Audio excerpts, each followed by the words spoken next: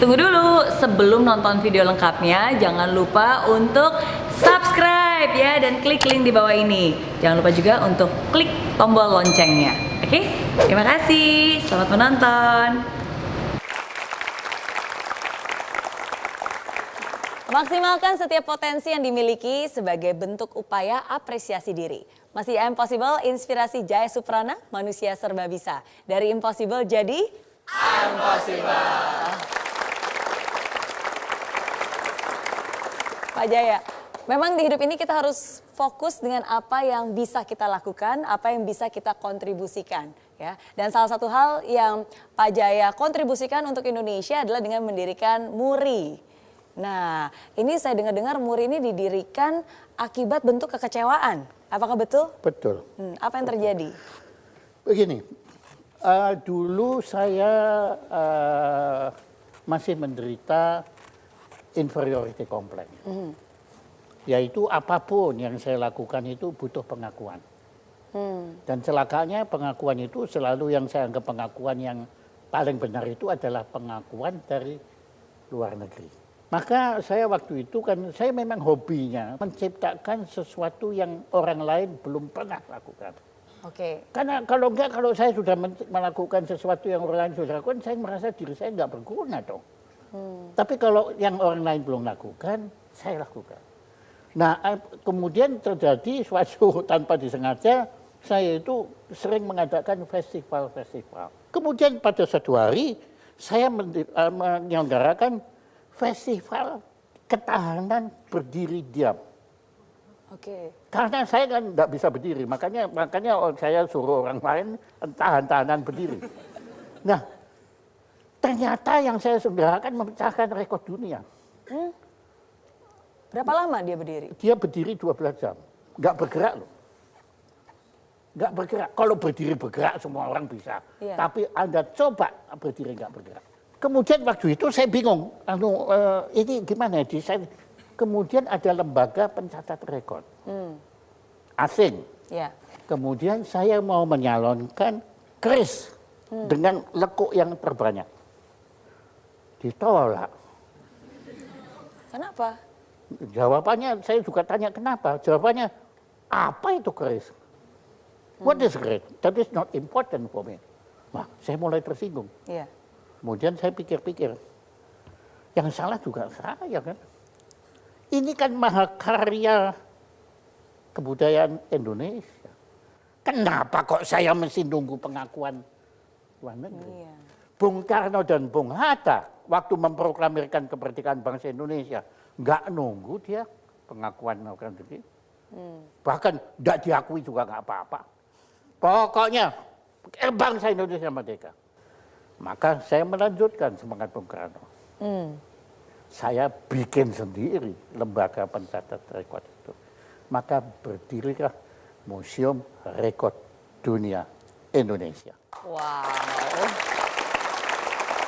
Anda mau tahu sekarang, waktu saya dirikan saya ditertawakan.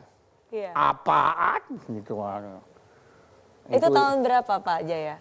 Saya masih ingat betul 27 Januari tahun 1990. Sekarang sudah 8.500 lebih rekor Indonesia yang kelas dunia tercatat di Museum Rekor Dunia Indonesia tanpa menunggu pengakuan lembaga asing.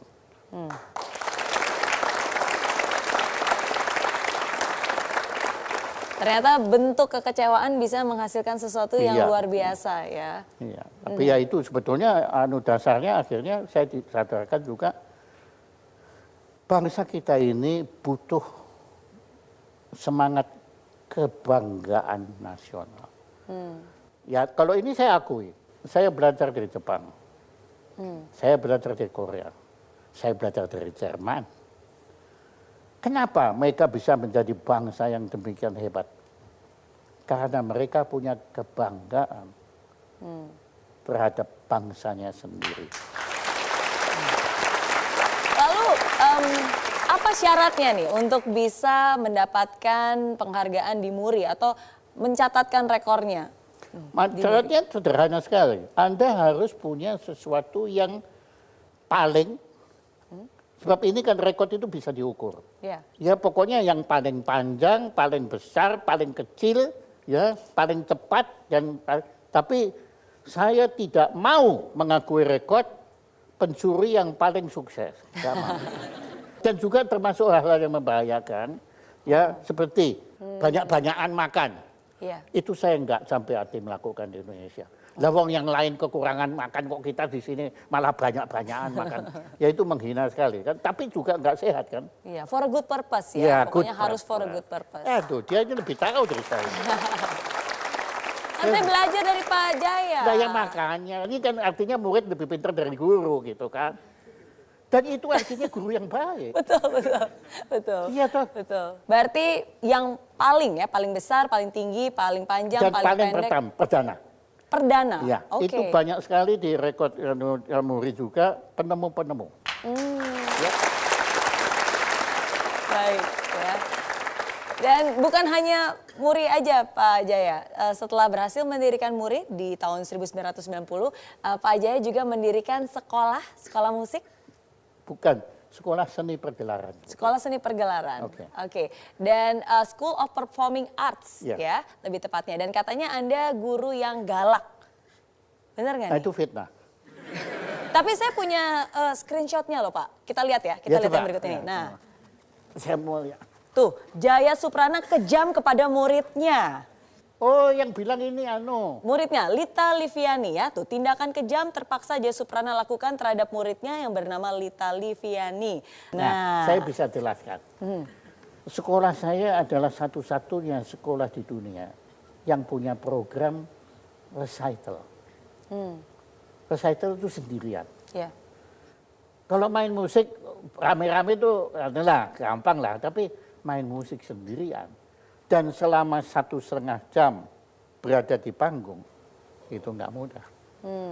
Dan sekolah saya satu-satunya yang mendidik anak sejak usia dini, itu lakukan ini. Tapi tentunya saya pilih, manusia yang mampu melakukan ini harus manusia luar biasa. Dan saya kebetulan punya kemampuan mendeteksi manusia luar biasa. Saya punya itu ya. Anak-anak seperti ini itu dididik secara kejam. Dalam arti itu kan ada aturan mainnya. Ya bahwa anak sekian-sekian tidak boleh diajarin ini karena terlalu berat. Anda bayangkan, ada anak umur 14 tahun, saya paksa dia. Kalau ini saya siksa. Istilahnya saya siksa dia. Seperti apa? Ya maksudnya saya siksa dengan tugas harus memainkan Goldberg Variation. Itu mahakarya musik yang tersulit di planet bumi ini. Dan beliau berhasil memecahkan rekor dunia. Usia 15 tahun, di samping mempergelar itu setelah recitalnya di Goldberg Variation di Sydney Opera House, itu sudah rekor tersendiri. Tapi dia juga membuat rekamannya, jadi bukti kalau dia mampu. Dan itu rekor belum ada yang nandingin di dunia. Pak Jaya, ada satu quotes lagi. Kali ini quotes ini tidak boleh terlewatkan.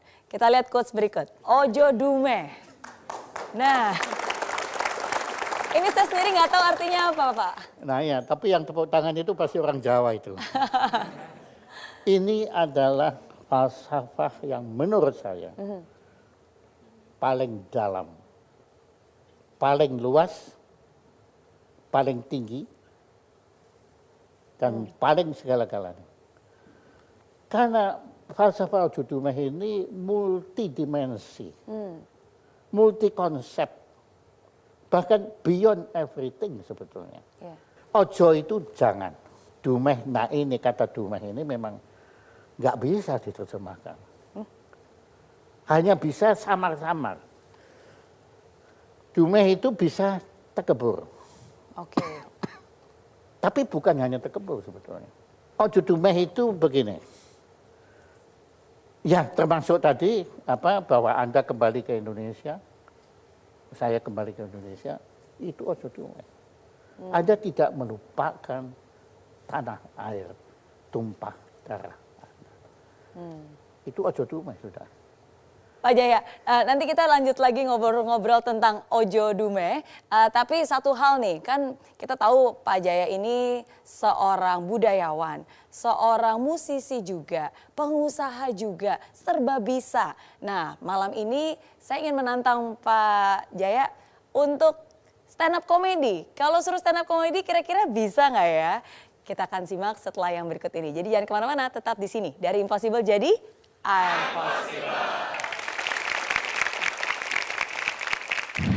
Itu yang dilakukan oleh hukum di Indonesia. Mereka tidak lagi menutup mata, tapi pegang intip. Mana yang ada duitnya, itu yang menang.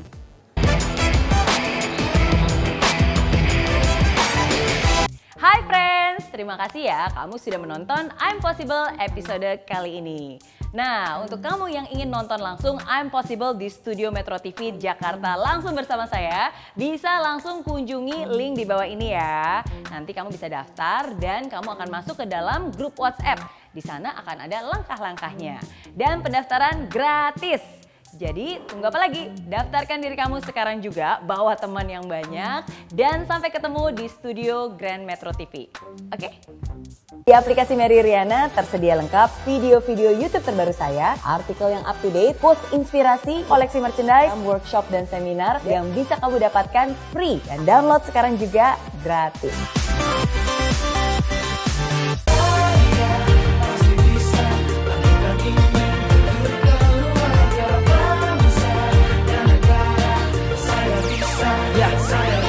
Rasanya bumi tanpa hujan, hidup tanpa tujuan, kering dan mati tanpa hijaunya tumbuhan.